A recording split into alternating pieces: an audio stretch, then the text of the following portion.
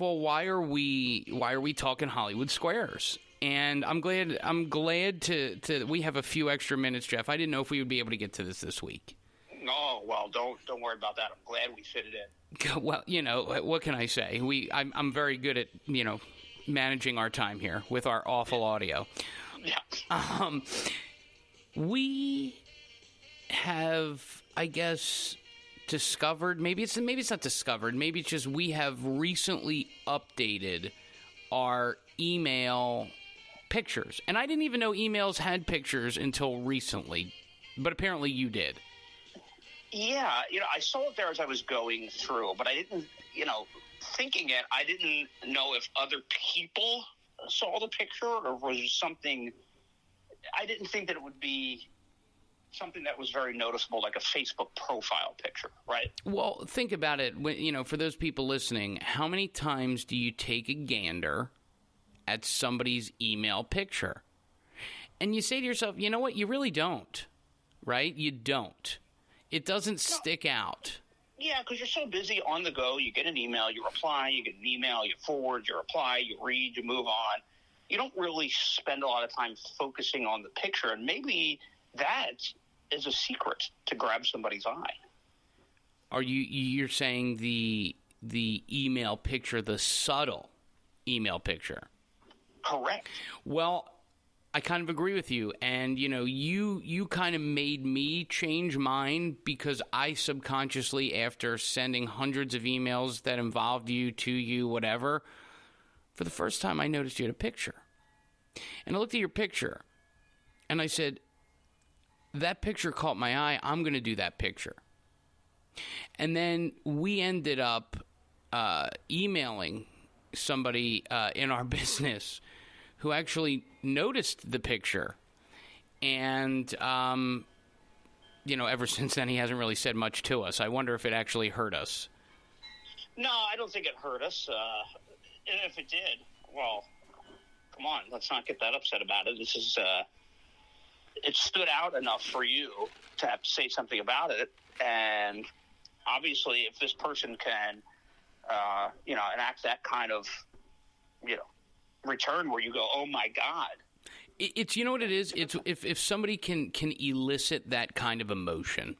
Right. And we're talking, of course, about the one, the only, was he center square? No, he was, if you were staring directly at it, yeah. Whoopi was the center square. He's to the left of Whoopi if you're staring at it. If to the left of Whoopi, so he's right. Like the middle row on the left. Right. Okay. Right, middle row to the left if you're looking directly at it. To the right of her was Rosie. Wow, what a great row, by the way. Yeah. I mean, Whoopi, Rosie, and then, of course, Bruce Vilanch. Yes, Vilanch. And, we've talked countless times about Vilanch. We don't have to get into who Vilanch is. If you listen to this podcast, you know who Vilanch is. We've talked about Vilanch. He, unfortunately, suffers from a little issue that I think he has under control. But we've talked his about... Vilanch ass? Yeah. Maybe, maybe not. He's still single, so maybe not. Okay. But again, another discussion for another day. We just want to talk straight up Vilanch. You get an email. You get a friend request. You get a package. And on the front of that package, there's a big face. And it's a smiling Bruce Vilanch. Yeah, it's a big face. He's got a big head. He's got a big face. So, look, I did it as how long have you had Vilanch as your, it's been a while. I had just switched it to his cantaloupe cranium when you noticed it. I had just done it. And that's the impact that this man has on you. The immediate impact that he has on you, that you notice him. He's one of those recognizable icons. Oh, I noticed it right away, and I was so befuddled that I had to bequeath my own Vilanch picture to my email. So imagine there are two men, grown men, trying their hardest to get a job. We don't know why we don't have a job. We can't seem to figure it out. Could it be the podcast where we're talking to the dear leader of Korea? Probably not. We're sending out emails. We're trying hard. We're keeping in touch. We have Bruce Vilanch as our picture. So when you get an email from us, you get a bam, bam, Vilanch right in the face. You get 2 Vilanch pictures, 2 very different Vilanch pictures. Yeah, I mean, getting pounded by Vilanch is something that we are noticing stands out. Well, you know, and here's the thing. We've sent gazillions of emails since we've been out of work. But there's a particular person who has been helpful to us. He's kind of been like a mentor. He's kind of helped us out. We very much appreciate him. And I just happened to, send him something for him to review. And I put Jeff on the email, as I always often do. And, he says back, hey, let's talk, next week when I have some time. We're like, okay. So about 2 minutes later, Jeff and I are on the phone discussing certain things.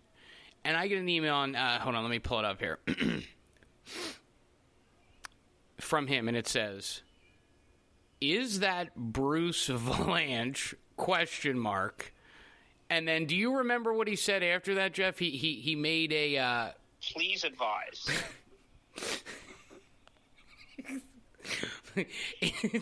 Is that Bruce Vilanch? ? Please advise. Now, how do you take that? I don't know how to talk. Now, is he mad that is a picture of Bruce Vilanch? Well, see, is he, bewildered, or does he find some kind of humor in it? I don't know. Well, you know what really, and I guess this is a discussion that I wanted to have, Jeff, because I think any normal person would look at that and go, is this Bruce Vilanch ? Knowing our relationship with him, it would be a joke. But what's, I think, befuddling and confusing, not only myself, but you and me, is that next sentence, and I didn't even have to read it to you. You remembered it. Please advise. How do you take a please advise? How do you take a Bruce Vilanch please advise? Is he looking for an in-depth explanation on our kind of unhealthy obsession? Well, let me ask you. Comedian? Let me ask you. Okay, let's say that is what he's looking for.